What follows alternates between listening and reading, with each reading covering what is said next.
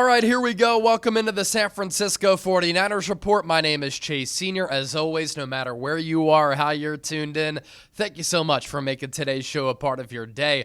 Coming up, what the San Francisco 49ers must do and what has to happen in order for the Niners to get back to Super Bowl contention. If you believe that the Niners are Super Bowl contenders, I want you to hit that thumbs up icon and like the video. If not, I want you to comment why and explain your reasoning down in the comment section right now.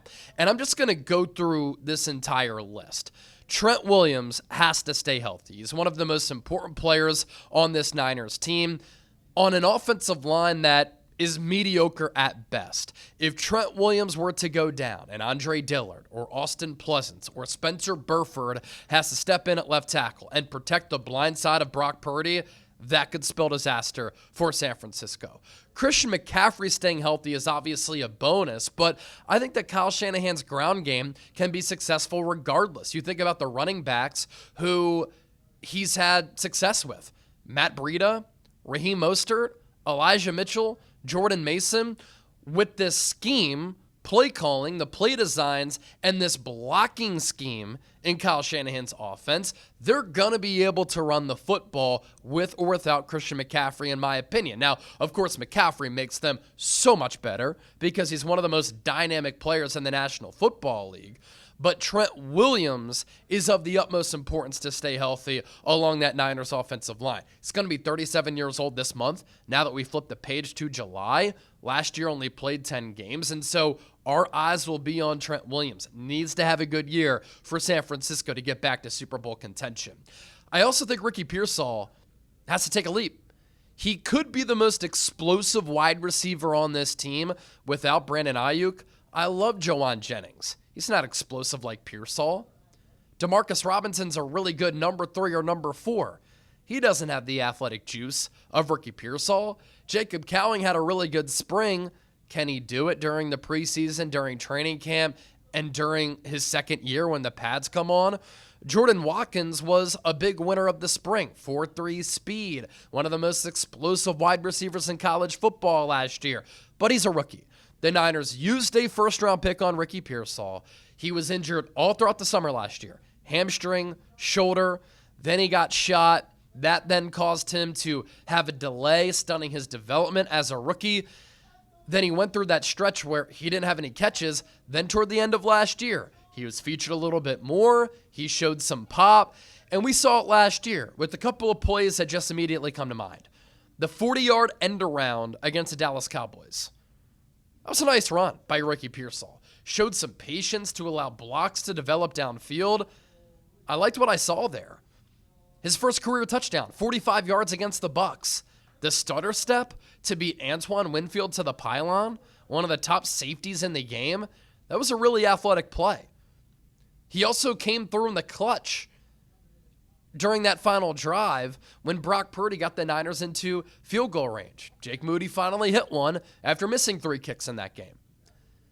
He had, almost 150 yards against the Detroit Lions and a touchdown on Brian Branch when Branch, one of the top young DBs in the game, was draped on his back. Had a contested touchdown catch against the Arizona Cardinals. So Ricky Pearsall has footwork, route running, good hands. He's tough. He plays bigger than his size. Can he stay healthy? Can he take a leap? Because if he takes a leap without Brandon Aiyuk, and then Aiyuk comes back, and your receiver core is Aiyuk, Pearsall, Jennings, who, by the way, is going to be a free agent after this year, Demarcus Robinson, Jacob Cowing, Jordan Watkins, that's a good receiver room right there. But if Aiyuk doesn't return to form, Ricky Pearsall can't take that leap. Jauan Jennings becomes your number 1. Demarcus Robinson, his role gets elevated. Then you're relying on other unproven players. Plus, again, you used a first-round pick on Pearsall. You need him to come along. You can't afford to miss on another first-round pick. We've seen it in flashes. Time to put it together and stay healthy. I also think Kyle Shanahan and Brock Purdy must perform like they did in 2023 as a head coach quarterback duo. You can make the argument Shanahan, who's never won Coach of the Year, should have won Coach of the Year in 2023. I mean, think about what that Niners offense did. Brock Purdy was top 5 in MVP voting. Christian McCaffrey was top 5 in MVP voting. McCaffrey had more than 2,000 all-purpose yards. Deebo Samuel had more than 1,000 all-purpose yards. George Kittle had more than 1,000 receiving yards. Brandon Aiyuk had more than 1,000 receiving yards. This offense was humming, and they were so efficient. And Brock Purdy played terrific football. Last year, Shanahan struggled. Purdy struggled. Some of that was due to injuries. Some of it was due to coaching and Purdy not playing all that well. But even with everything that went wrong last year, injuries, not performing up to standards, the Niners still had the 4th best overall offense in the NFL. Pretty crazy to believe. So if Shanahan and Purdy can get back on track, this offense can help to carry a defense that I think will be improved, but it's going to be younger. Just like I said, Trent Williams is invaluable to this Niners team, and the Niners need him healthy. George Kittle has to stay healthy. You just gave him a contract extension. He was a first-team All-Pro 2 years ago, back-to-back 1,000-yard seasons. Doesn't seem to be slowing down. But you traded away Deebo Samuel. You're not going to have Brandon Aiyuk for a bit, most likely. So Kittle becomes, I think, and should be, the focal point of the passing game. If he were to go down, that's one of Brock Purdy's go-to targets. That's his right-hand man right there. And the Niners also brought in Luke Farrell to be a bigger blocker, freeing up Kittle to run more routes. So if Kittle went down, it would really change the complexion of the Niners offense. They can survive without Christian McCaffrey. Would they be able to survive without George Kittle? With Luke Farrell as their number 1 tight end who doesn't have a receiving touchdown in his career. The Niners will need contributions from their 5 defensive rookies. Mykel Williams, Alfred Collins, CJ West, Nick Martin, Upton Stout. Now, I've said this time and time again, I think that those 5 rookies can start right from the jump for San Francisco. That's lofty. Even if they can't, they still need to play roles for this team. And the Niners badly need to hit on this draft class because they've missed and whiffed on a lot of early round picks during this Kyle Shanahan, John Lynch regime. It has hurt their depth. It has hurt their overall roster. Last year, though, like what they did in the 2024 draft. You know how you can rebuild and retool on the fly very quickly? You replenish the cupboard as far as talent, and you have all these cost-controlled assets. You get starters, you get depth, and you just get that youthful energy and talent on your team. And the Niners are very thin along the defensive line. Prior to the draft, they were a bottom 5 defensive line in football. Mykel Williams, Alfred Collins, CJ West are needed there.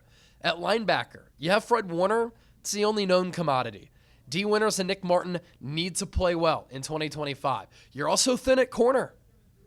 You have Deommodore Lenoir, Renardo Green, Upton Stout. I like that starting threesome, and I think that Stout can be a really good player, but if one of them were to go down, you're in trouble. And Stout in the slot can really help you with Lenoir and Green on the outside. Nick Bosa needs to play like his Defensive Player of the Year self. More talent along this defensive line can certainly help him.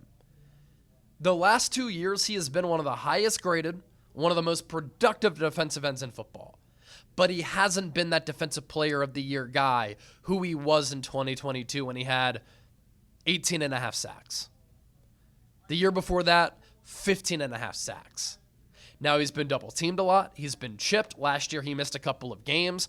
But with the additions of those rookies, with the trade acquisition of Bryce Huff, those players are good complements to Nick Bosa. Those players are going to help out Bosa. And if he can return to that Defensive Player of the Year caliber player, it'll do wonders for this Niners defense. That, again, is going to be young and have some growing pains. Fred Warner is another irreplaceable player. He can't get hurt.